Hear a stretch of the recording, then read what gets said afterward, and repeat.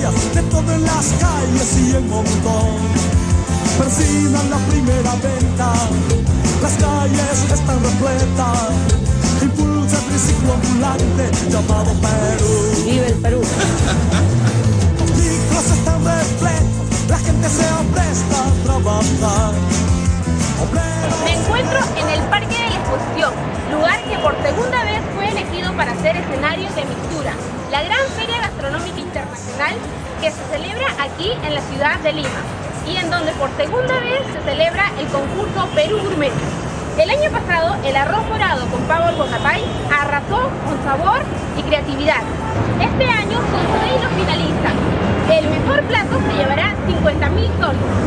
Mixtura, una exquisita razón para venir solos o acompañados y disfrutar de esta maravillosa fiesta de nuestra cocina peruana. No lo olvides, del 7 al 12 de septiembre, Mixtura